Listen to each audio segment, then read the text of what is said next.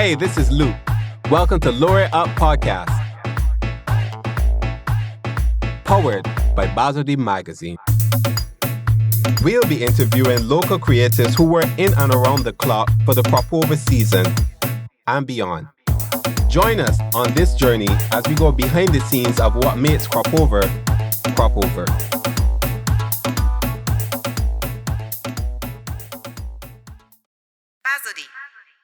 Welcome to episode 13 of the Lure It Up podcast, the penultimate episode of our first season of Lure It Up, powered by Barbadian Magazine, recorded and produced by Robbie at Nameless Productions. On tonight's episode, we'll be introducing Megghan. Hey, what's up? Who's our new co-host who'll be joining us on future episodes of this podcast. So fantastic to see and hear. And we'll also be introducing Anthony from Esquire Entertainment, the people behind Bliss. We hope you enjoy.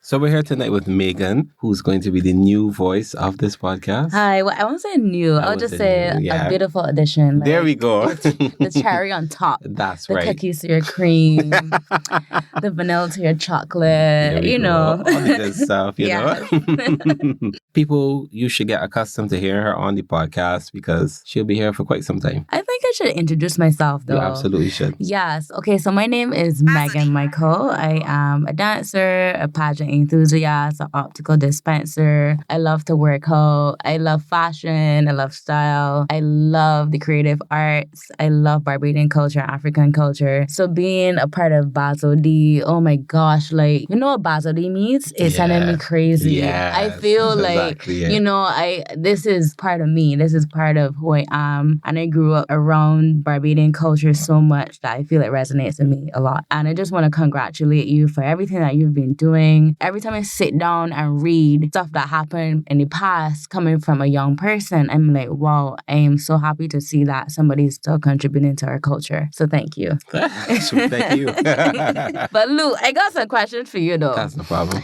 I see that you're always out covering everything. Yes. And I kind of jealous of you. So the only way that I could be living vicariously through you is to ask you a few questions. That's fine. So you ready? Fine. Yeah, I'm completely ready. Okay, cool. So first of all, tell me your favorite event so far for the season.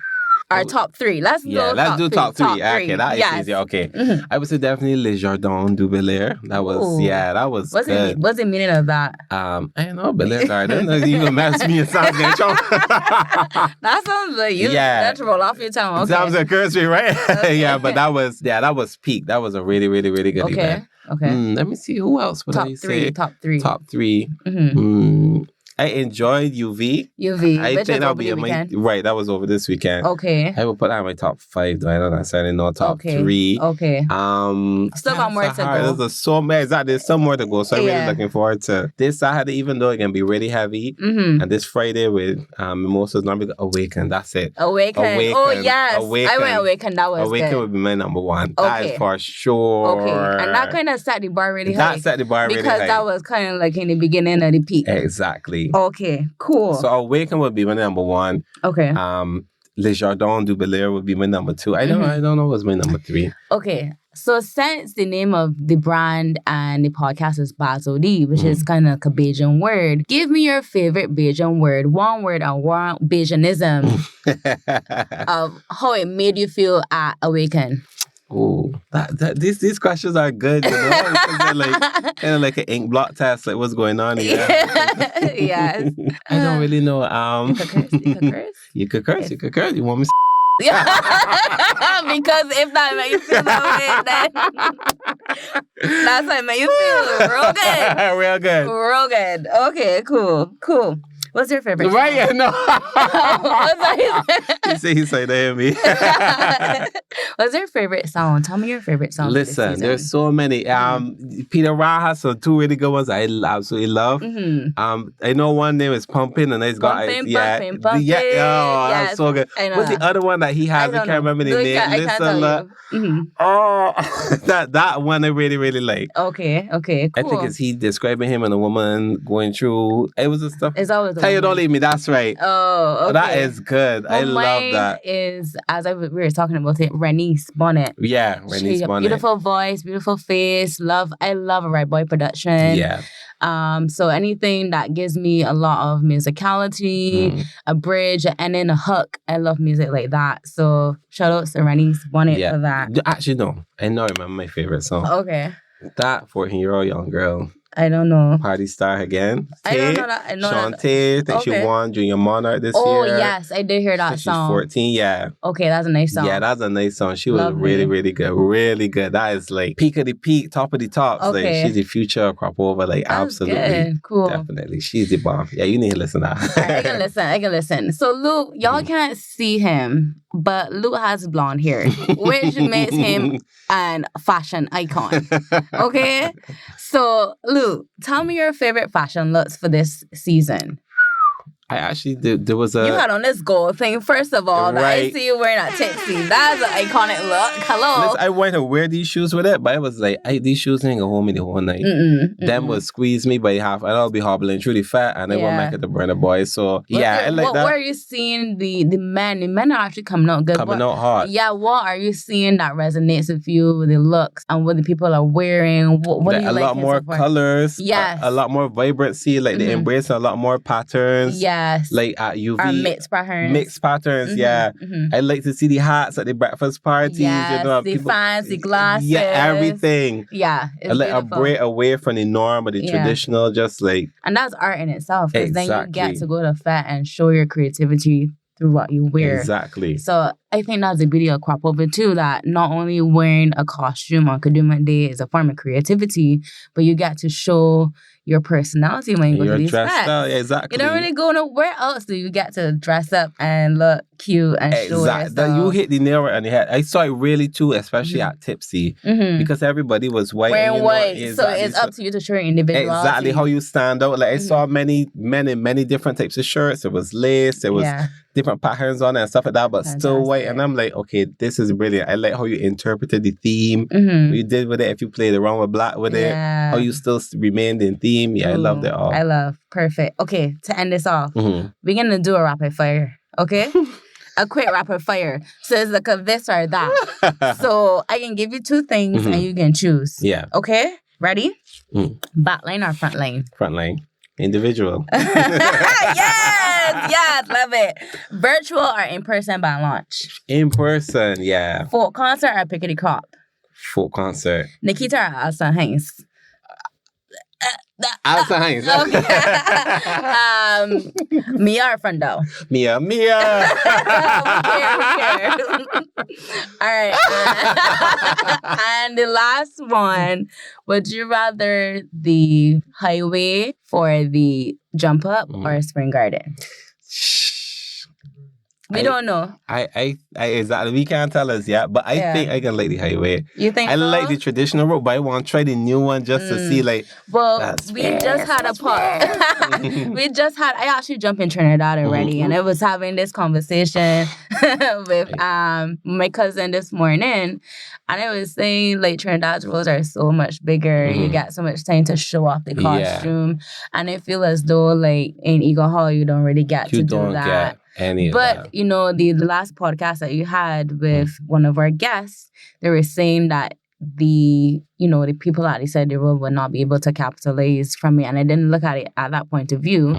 And just going by somebody's house and shaking at people, and that's part of our culture. You're not going to see that in Trinidad. No, you're not going to get that in Trinidad. You're not going to get that. So I think that that's kind of synonymous to Barbadian culture, having it being in a smaller road and being... and navigating. I think that's pretty cool, but I like the space. I like the space too. And then like people were talking about there's no shade, and I'm like, I don't really think there's any shade on the original route. Like you get some of them trees hanging over down by the psychiatric hospital, but that's about it. And then, as you say, if you do Trinidad already, not got no damn shade. Listen, I don't got no damn shade. Trinidad you don't go nowhere. That cement is be burning you straight through, straight right through. Nobody don't complain. And even when you go across the stage, it's so big. It's big. It's so big. You don't got no damn shade. I was like, them people deal very good on that. Yeah. You chat, you watch, or you phone afterwards. You track 13 kilometers and Trinidad, jumping up and down behind the truck. Even the savannah itself is a lot. Yes. So I'm like, no, y'all gonna be fine on the road. Yeah. It can be cool. But yeah, I do like the traditional road. I remember a year, Dyer Burgess came in some woman house. True. All the way on the whole side of people up and down through this woman house. Using the bathroom, eating food and all that. But I think that's culture though. That's the culture. That is the culture. And that is something that a lot of people in other places that are not fortunate to have a community will not be able to have. So, it's great. So, Luke, we got one Maria crop over. It's paced. I can see you're tired, but push through. I can come back and ask more questions. Just remember, this is all for the festival. The festival is about emancipation of our bodies, our mind. Celebration of our culture, celebration of who we are. Our African diaspora, our African culture. That's right. And keep pushing on, keep passing it on, taking it back on and passing it on in a different way. Because it's for young people to really pick it up. Like your generation, younger than me, right? Hello. But for people to understand what the culture is, so it's not just to not see it as just like another carnival. Yeah. That it's a whole crop over, it's a whole festival, there's a whole meaning behind it. The reason why we do things, all that type of stuff. Mr. Harden, all that type of stuff. Yeah, exactly. Awesome. So, Meg, what are you doing this weekend? First of all, I didn't get a chance to go out much, so this is my last weekend. I think I'm going to go to Lost in Paradise, Mosa, Lifted, the same Rum Punch. Yeah. There's Escape, and maybe an Office of Coney Hill. Yeah. Maybe. Yeah, absolutely. But there's also another event on the Saturday, 30th of July. The Linden Grove Foundation has an event that day. Okay. Which will be Mia Motley's Fat. Wow. Yes. Okay, Mia. That's what most people know it as exactly. Yes. Normally, it's like, it's for everybody, really and truly. I actually didn't know that the name was actually Linden Grove Foundation. Okay, so it's a charity then. It's a charity, yes. Okay. It's a charitable organization. Great. And so the proceeds go towards the charity. Oh. And that's what all the money goes into, even though it's all-inclusive. Okay. So you still get all-inclusive, you still get the best performers of the season. Wow. You still get everything, and for quite a good price, really. What's the date again? It's the 30th of July. 30th of July. Saturday, 30th of July. And that starts like in the afternoon? Yeah, from 3 o'clock. Okay. And then it finishes at 9. Okay. Possibly end off at 10. I mean, it's Mia, so. It's true. And it's at Elara Court, right? At Elara Court, yeah, definitely. Okay. So perfect. All the best food and drinks, Okay. All the best performances of the season. Maybe I'll try to pass through. Yeah, exactly. You should try to pass through. Add it to your calendar, add it to your roster. Yeah, it's the last weekend. We call Crop Over Saturday. That's right. Yeah, definitely. Yeah, I think it would be a good fact. I am passing through it, so you should come through it. That's good. Fantastic. Yeah, definitely. So it's only $220. Yeah, which is a pretty decent price. Yeah, pretty decent. For all inclusive. I mean, you could pay for me then. Pretty decent. Work outside, you know. But yeah, definitely. I think you could still grab the tickets from Mia's constituency office. Okay. You could give them a call and they will be able to provide you directions or how you could get your ticket. But yeah, still very much on this Saturday, 30th of July. Fantastic. Well, thanks for the information. Yeah. So it's from 3 to 9 p.m. at Elara Court, July 30th. That's this Saturday. And it's the Linden Grove Foundation under the patronage of the Honorable Mia Amor Motley presenting This Gotta Be Mass. Fantastic. For $225. Yeah, $225. All proceeds go to charity. That's right. All proceeds go towards the construction of a daycare center for elderly and young people. Fantastic. So that's good. You party, you give out some money, in a good way. In a very, very good way. Win-win. Exactly. Women at crop over, make you feel good. You go home, say I had a good time, and I was able to assist some people. Yeah. Welcome to Lure It Up Podcast with Basil D Magazine. Tonight we are here with Anthony from Esquire Entertainment, and he's here to tell us all about Bliss and what we can expect. What's up, Luke? I'm good. What's up with you? All right, play it on, Luke. You got a whole bunch of questions. Let's go. Let's start at the beginning. Let's start at the base. Sure. I want to know how you got started with Esquire Entertainment. How many years you guys have been in the game? So, ironically, it's actually more than 15 years. People don't realize that. Yeah. Because our first event was New Year's 2005, 2006, and that was me, Paul, and Nigel. So what had happened was I had come back from Barbados, had the ID, because they lived in Jamaica, and they have plenty of parties to have an event because we felt like, what we were experiencing overseas in our individual university careers was not what we were experiencing back in Barbados in terms of quality. True. And we felt there was no reason why we couldn't do it. Barbados is full of talented people. You get why you need to do it, you don't, but we wanted to do it. So when I came back with the idea in like about November, I spoke to Paul. He independently was thinking about it as well. So we decided to have a New Year's event, just our closest friends, and see who would buy tickets. And that was at Gun Hill, 2005, 2006. 85 people showed up. We were like, yeah, man, we got 85 You got 85 people, exactly. Yeah. 85 was a good number. At this time, his mom was the governor central bank, and we had to use the chef there to do the food, and we got some other people to do drinks. $80 a ticket. That's still a good price, right? $80 a ticket for an all inclusive, and I remember we were happy. Yeah, it's like this is the first time. So that was the first one we had done in 2005, 2006. Soon after we had finished, as soon as we finished that event, Nigel came on board. I mean, he was kind of on board helping us, but he wasn't officially on board. And Nigel's like one of our independent closest friends. And Nigel and Paul went to primary school together, and the three of us went to Harrison College together. Big up college, massive. I know you want to hear that. Right? And long and short, he came on board. We didn't have an event in 2006 for summer. We decided that our first summer event was going to be in 2007, which was supposed to be a place ironically called Casa de Pablo, which is a villa in Sandy Lane. But we were told we couldn't have the event in Sandy Lane literally about 3 days before the event. Wow. And by this time, we had done sell tickets. And done place orders. And the first event actually happened to be at my parents' house. The parents were gracious enough to allow us to use their property. So we used the backyard. We were able to park cars in our front yard as well as across from our neighbor. Because where we live, we have a pretty extensive land. And that was how Bliss started. Summer event had 261 people or 271 people. It was $100 a ticket. I'm not going to go through some of the people who were there, but you still see a lot of people that came to that event. I could almost say that all 271 of those people have come back to multiple events afterwards. And they still talk about, that party was the best. And I was like, if you can replicate that, I was like, I cannot replicate that in my backyard anymore. Yeah, exactly. Right? We're now up to like 3,000 people. Wow. Oh, wow. Yeah. So the last event we had in 2019, we had about 3,400 people. Wow. Our biggest event we had was 2016. When we had our anniversary, that was about 4,000 people. But I think the last one we had was a really good event. Went off without a hitch.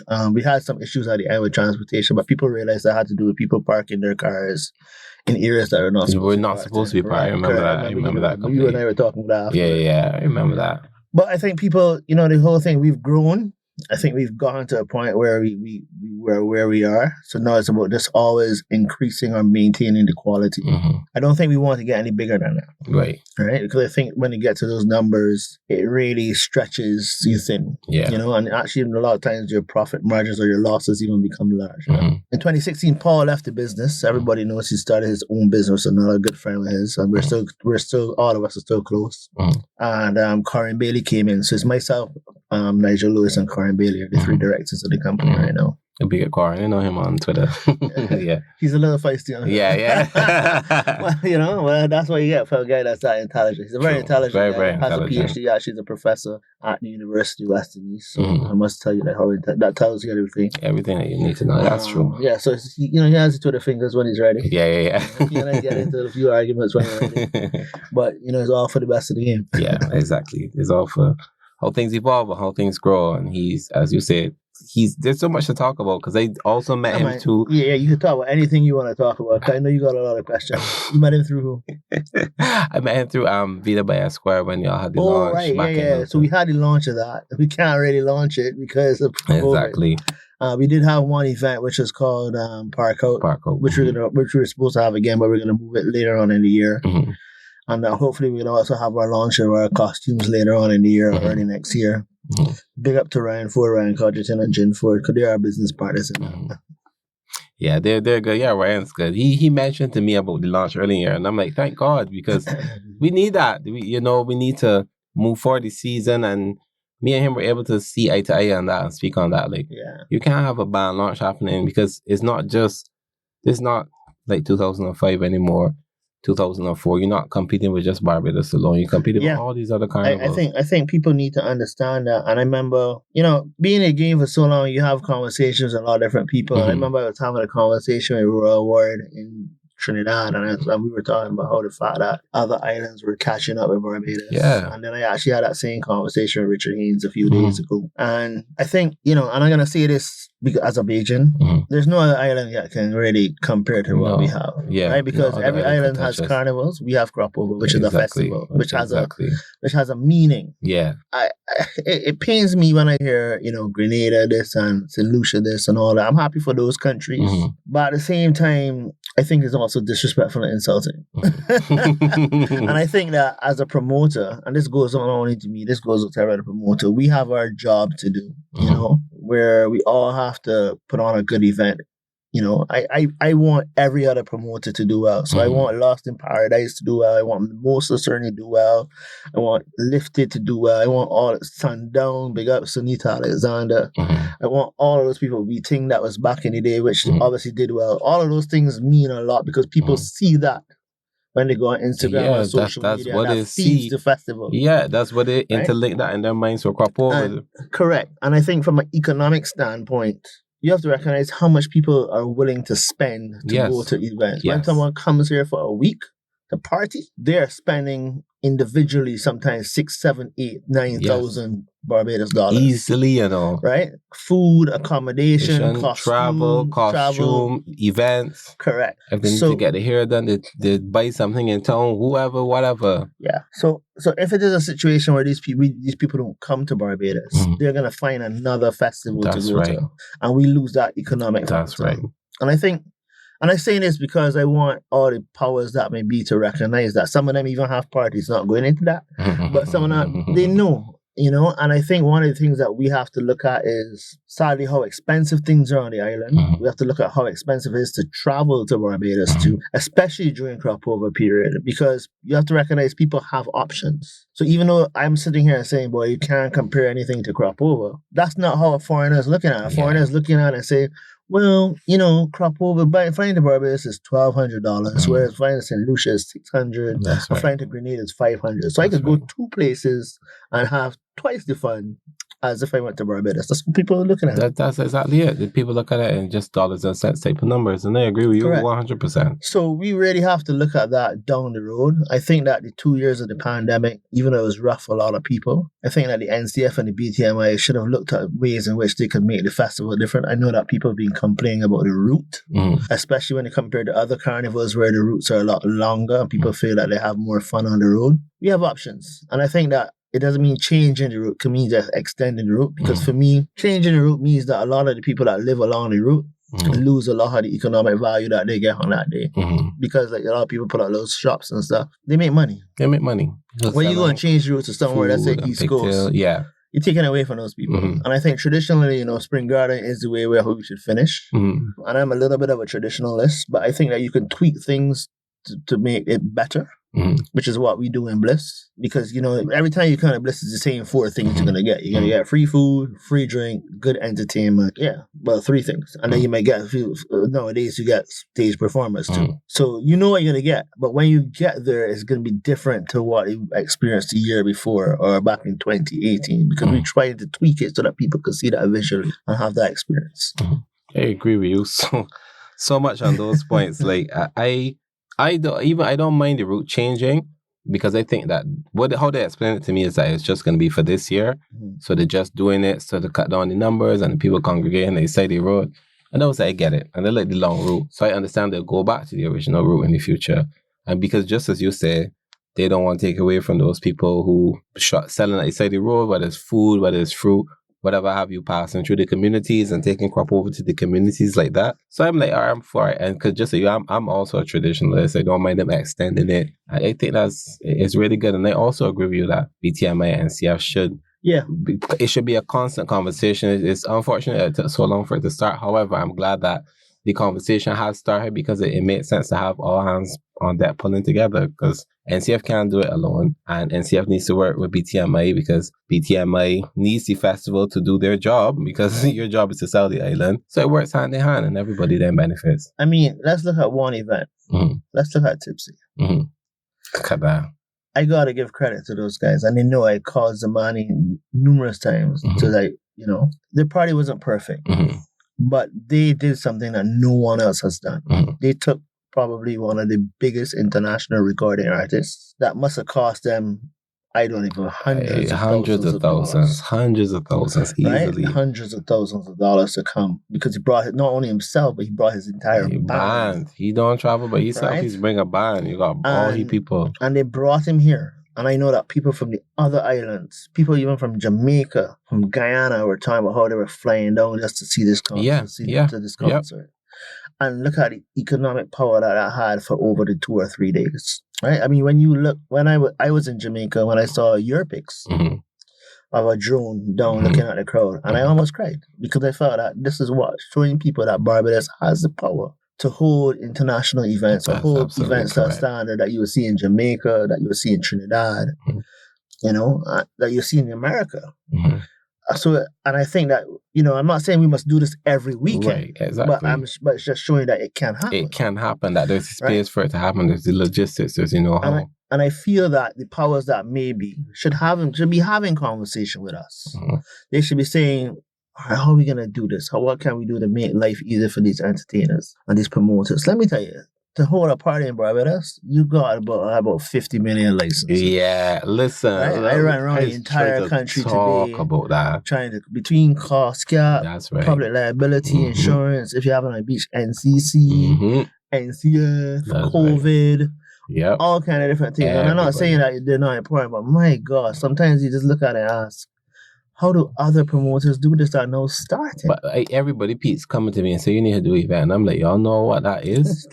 I'm like, I'm not doing that. I was like, you know how much headache that is? And then I ain't got, people might just be looking and saying, Bazzi, I want to see what he can throw. And they sell 5 tickets, and I have to do a ton of wash pan of work to get that event off the ground. You got to get security. You got to get the event location. You say cost cap. You got to get a drinks license. You got to get the police involved. You got to get all kind of people things just to do. Fire brigade, all kind of things, just to make sure. If you're pushing fireworks, you gotta contact the airport so that you don't knock that. There we go. American Airlines out this way. If you got a drone, you got the drone operator got contact civil aviation, got contact the Prime Minister's office, got contact the airport. It just gets to a point where how many things need to be contacted? Why can't there just be? Why is there not one website department that deals with all this? You're an event promoter. Okay, are you inside crop over? Okay, are you outside the crop over? Okay, this is the form you need to fill out. Do you need this, that, and that's the third? Why is it all? It's always like some kind of confusion. It's really something that I can understand why you need to have these people involved, but I don't understand why you have to go to each of them independently. And the joke of the matter is, one sometimes tells you that they can't do anything to get from the other, and the other one tells you can't do anything to get from that one. So you're like, this makes no sense. That's right. And then you in the office, you're looking at the person looking at you, and nothing can be done. The event time is just taken away.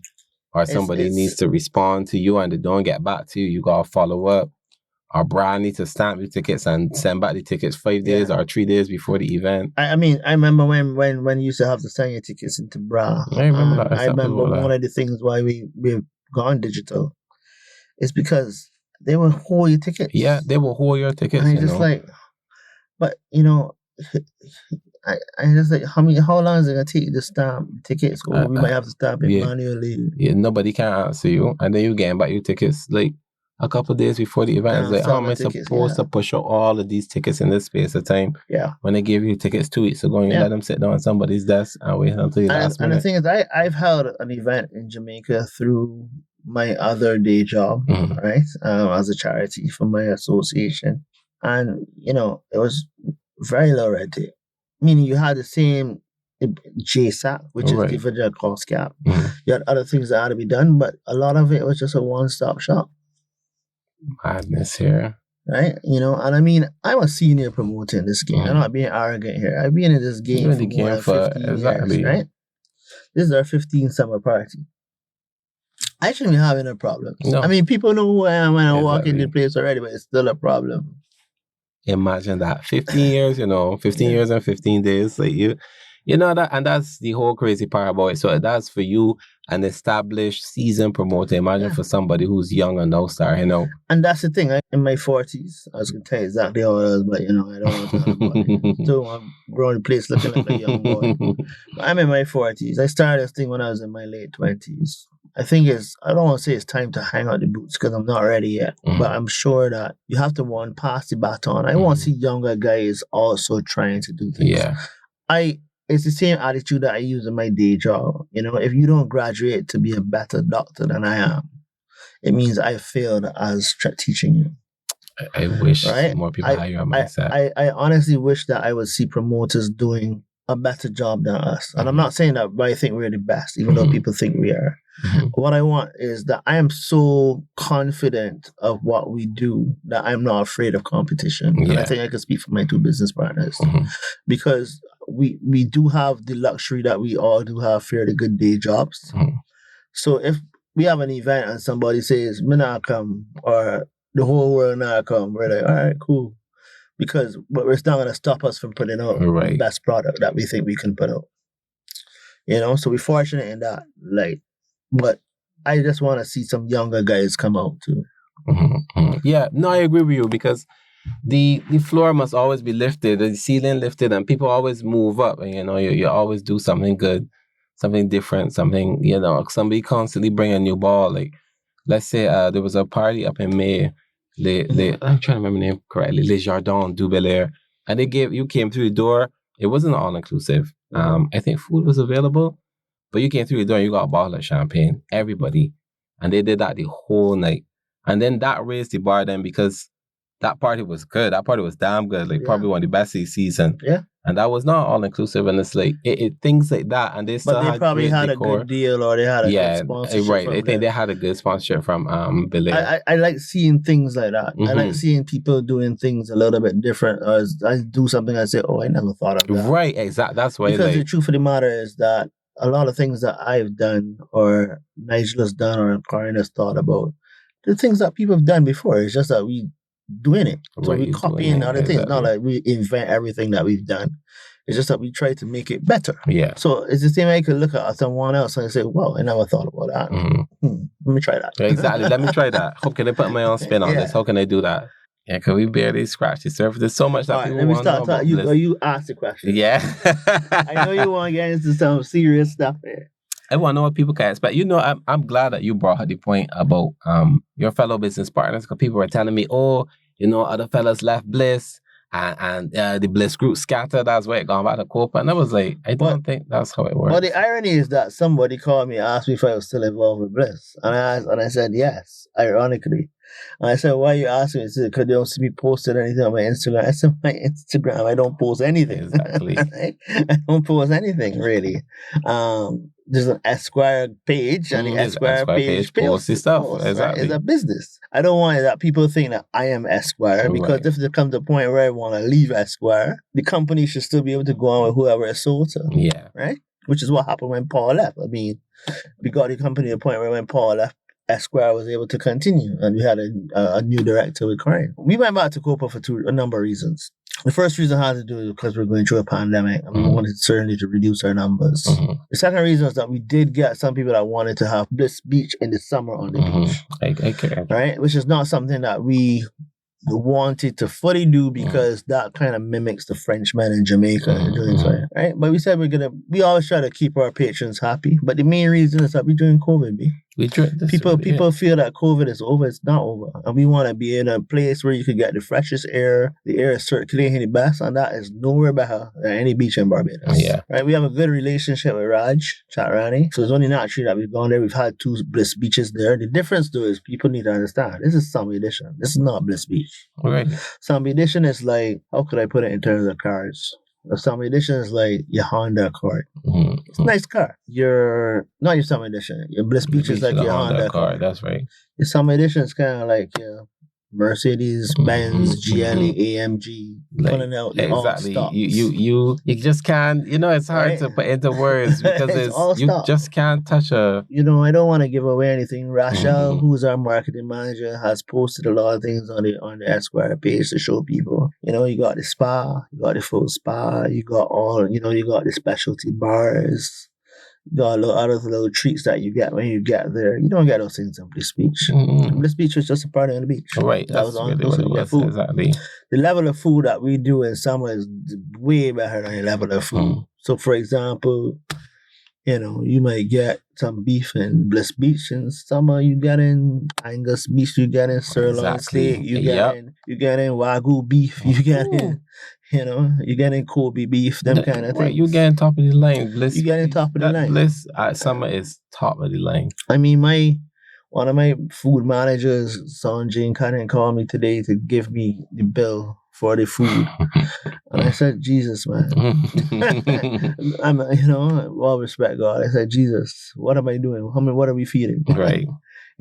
But the point is that we want to serve good food, the best that we can serve. We have really good chefs. Scott Ames is our head chef. We got Amber Leach. We have Damien Leach. We know the past chef. John Hazard. Raj has some of his specialty bars. People, Happy Hospitality, I think it's called. So we got when you come, you can get a good line of food. You getting proper good line of food. Just, stand up for what you expect. When you come to Bliss, don't eat. Yeah, exactly. I can tell you straight up, don't eat. Don't eat. Just laugh it out, right? Don't eat.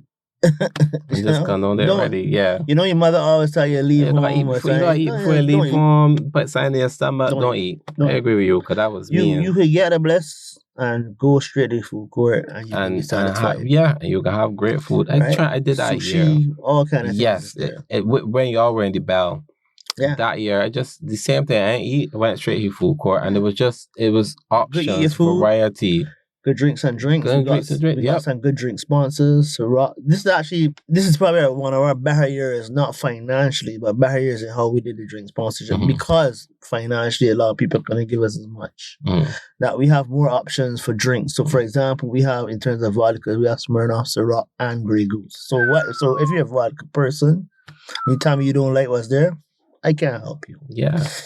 Right. Big up Brandon Stokes with Grey Goose. I want to big up Hanshaw because Johnny Walker has been our main sponsor, and this year you probably heard about it. We're actually having a Johnny Walker Blue Hour. So that means between the hour of 7 and 8, Johnny Walker Blue will be served. Wow. If it's done at 7:15, don't blame me. Exactly. But I at least provided it. I provided it for at least a certain time. So that's that. I big up to Nigel because that was one of his ideas. But yeah, so we have a Johnny Walker hour between 7 and 8. So don't try walking into the party at 9 o'clock while you bougie. Right? The party is going to be changed to blue between 7 and 8. We're going to try to make sure that we serve Johnny Walker Blue to all the Scotch lovers. Yeah, because outside of that, you're going to get Johnny Walker Black, which is certainly not bad for the rest of the night. So that's our main sponsor. And then we have others, Pine Hill Dairy, Banks, and Stella Artois. We also have, obviously, Wine World has given us a lot of support over the years. They don't go into a lot of sponsorship anymore, but I must give credit that they decided that they wanted to do our event because they've been doing it since 2008 or 2009. Wow. Yeah, man, we have some serious sponsors. IGM has been with us since 2007. They're our longest sponsor. They're good. Yeah, they're good. They're our longest sponsor. So big up to Jefferson and the crew. I must say this: sponsorship isn't as good as the previous years. No. Because it's pandemic. Post pandemic, that's always been here. Budget. But if you look at our flyer, you see that we got a lot of sponsors. Yeah, you got, because Bliss is that event. Yeah, we got people that couldn't give us as much cash. They said, all right, we could give you more product. Yeah, things like that. And we understand. When we reason with people, they'll say, well, you got to give us this amount of money. No, because also we cut back. Yeah, we cut back from the 3,500 I told you. That when we applied for about 2,000. And we even feel that we want to cut it back a little bit more so that people are comfortable nice space, because we don't want people, hunching up on each other during a pandemic either. I think so. That it makes sense. It makes complete sense. And they like that. A lot of people, as my grandmother say, cravicious. So They want to catch as many people as possible. They want to ram up the fat, oversell it. You know, I've seen boats oversold, I've seen fats oversold this season. People just trying to make back with a loss. You can't make back your money anyway. Yeah, people don't get that. And I mean, that's why we got in the business for 15 years. We had some really serious losses. I mean, losses in the hundreds of thousands of dollars that we've had to go into our own pockets to pay because we believe that our vendors should be paid. Right? And that's mainly, and that's usually because we have a bad party one year and then the following year, obviously we lose a few people and our estimates are over. Yeah.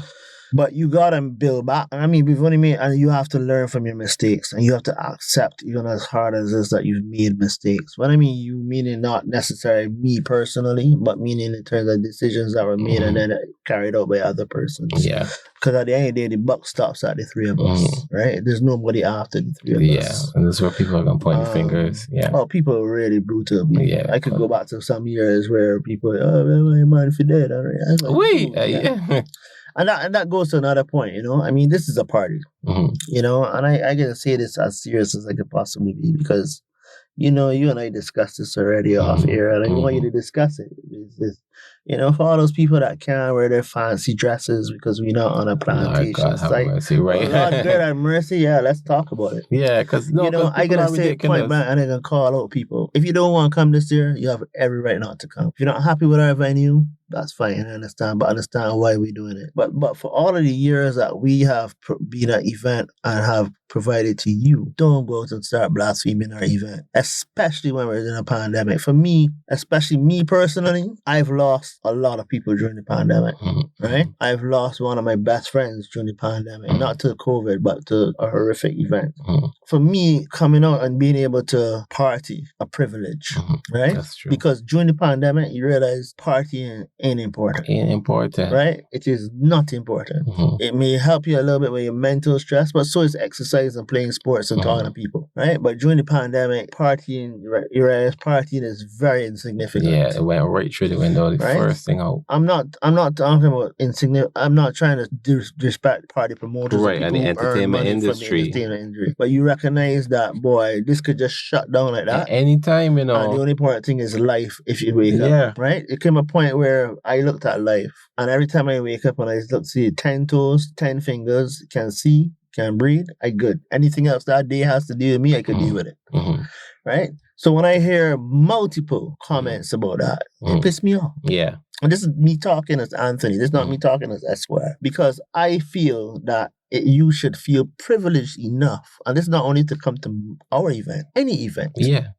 That you could be able to go and party, because there are many who can't. In fact, in this event, people will see we're renaming our food court because of an incident of someone. Renaming it after someone in Esquire who lost their life. The same person I told you, one of my closest friends. My condolences. Yeah. Right? And we're also having a special tribute because two DJs that used to DJ at Bliss. One from the Miami Dream Team. Yeah. He had a heart attack. You know how he had a heart attack, right? And some people suspect it's due to COVID, but it doesn't matter. He's lost his life. John Doe, yeah. And people have to understand the history of Bliss. John Doe came and performed at Bliss in 2009 when he thought it was just a little play thing.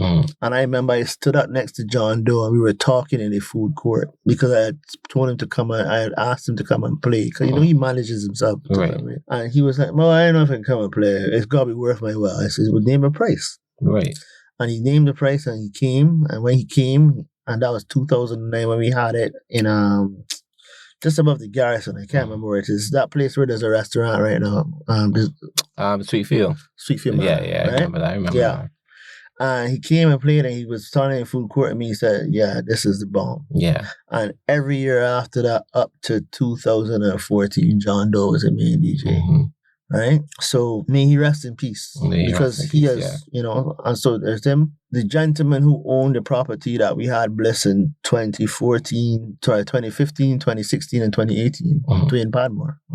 He died during COVID. Right? I'm not sure if it was for COVID or for something, but it doesn't matter. He demised. Yeah. And that's somebody we've done good. But this is somebody that treats us like family. That's why we were able to go back there not once, not twice, but 3 times. So when people sit there and they're arguing about, oh, I can't wear my dress, I can't do this, those things annoy the hell out of me. Insignificant. Because they're not significant. It's just so silly. You know, I have no issues if I see a friend and they tell me, I ain't coming Bliss this year now. Yeah, fine. There are parties that in Jamaica say I ain't going because I might on call or I don't want to go or whatever. And that's understandable. I don't expect the person to treat me differently because I don't come, because that's what everybody has a choice to. But you got to look at the bigger picture.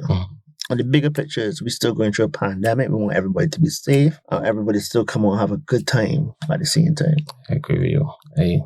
I agree with you so much. That's really it. I feel you agree with me so much. You should just give me some money. I feel Bazadi should just kind of like swap. I don't know where y'all think Bazadi is financially. I mean, man, how I see you moving, I can keep it quiet. I see you moving. Bazadi's doing pretty well. Oh my gosh. What else you want to shoot at me, man? So I want you to tell us about, remind us of the date, remind us of your Instagram handles, how people could grab their tickets if there are any left. I know y'all usually sell quite quickly.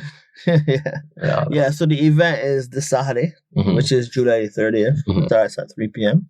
at Copacabana. Usually runs to 10, but we usually extend. You know that. Yeah. So at Copacabana, we'll be giving details through Instagram and Facebook, as well as some videos that we'll send out directly. Of where parking would be. I mean, I'll tell you where parking is. Regular parking is going to be at Charleston Square. And everybody should know where that's by, where the Japanese embassy, not in the Japanese embassy, but where the Japanese embassy is, where RBC is. There's more than adequate parking there. But we'll be giving directions on that. That's the parking, right? So big up to the Barbados. NAS, right? Yeah, we're actually going to be using the NAS too if it is that it's raining. But Charleston has more than enough parking. Yeah, more than enough. So we're going to be using that and using the transport board to transport people. It's only like a 5 minute, not even a 5 minute ride, like a 3 minute ride. And it's going to be a Saturday afternoon. So so it should be buying up and down. Not that much traffic. Yeah, big up to the transport board for that. That's about it, really, truly. Yeah, that's about it. Remind us of your Instagram handles. Oh, Esquire Entertainment. We actually have a website. It's called, developed a website. I love it. You know why I love it? Because when people ask me for tickets, I say go to the website. Go to the website, exactly. Don't confuse me, yeah. But you don't have to go for the website right now, because the website was to reserve tickets. What we basically did yesterday was just open the tickets for the last set of people. But we had a few tickets left.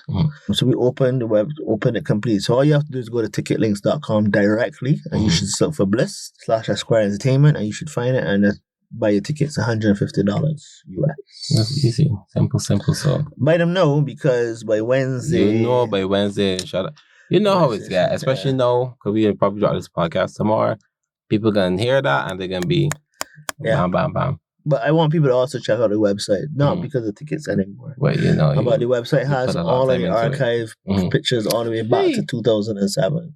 Oh, for all the events, both Summer Bliss, and remember we used to have a New Year's Eve you had New Year, and then also the two Bliss beaches are in there that we had, one in 2019 and one in 2020 prior to that. I like that. That's actually quite nice. You don't normally find that with events evolving. People just try to get the money and dip. Nah, we also have a loyalty card. That's the last thing I probably want to tell you about.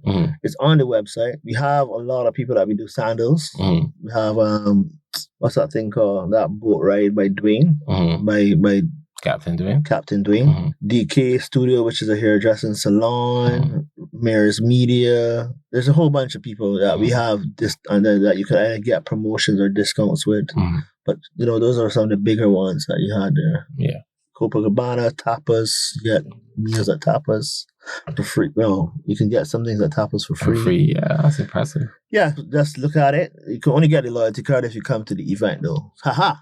So simple and easy. So you don't get some stuff off at Wine World too. Yes, yeah, that's right. That's one of our. That's actually the loyalty card is sponsored by Wine World. There we go. You see, your thing, man. You did it background. So thank you very much, Anthony, for coming on your podcast. I think it's the other way around, I think this was overdue. Yeah, long. I have no shame in saying that I'm the one that called you from Jamaica. Yeah. Because I think that there are so many things that you were discussing. Like, I need to discuss these things. Yeah. Like, we could go on for, literally do this for 2 hours, because there's so many things, and you being a seasoned veteran in the game, you understand it. You see the bigger picture, and you willing to help others coming up. You're willing to, at any time, pass on the baton, all that type of stuff. And the one thing I want all promoters to know, you cannot do it by yourself. So I have 2 business partners. That's number one. And I've asked other promoters like Omar Beckles, Antonio Warman, they've all helped me in the past and vice versa. We have to just help each other. I think so too. That's the most important part. Because then everybody benefits and everybody wins. Yeah. Because everybody sees it as one big crop over. They don't say, just as you said earlier, they don't say, oh, let's say Mimosa did bad. or Mimosa fail. They're going to say crop over looking shaky, events dropping out. And even though we've gotten supposed to be big, I still have no problems humbling myself to speak to people like Ruel Ward or Richard Haynes, who've been in this business way longer than I am. And both of them have given me a lot of advice. Not even directly, but even indirectly, watching how they move and stuff like that. Imagine that. That's the way it should be. Yeah. And that's hopefully the way it continues to be. I hope I can inspire somebody younger than me, you know. One day say, is Anthony help me? Exactly. He bring me up, you know. He showed me the roads. He tell me what to do. He give me advice. As opposed to Anthony's an idiot. Right. Anthony tell me go from around here, little man. And that type of thing. But thanks a lot. Yeah. Appreciate it, man. Thank you very much for coming on board, man. Thank you for listening to our podcast.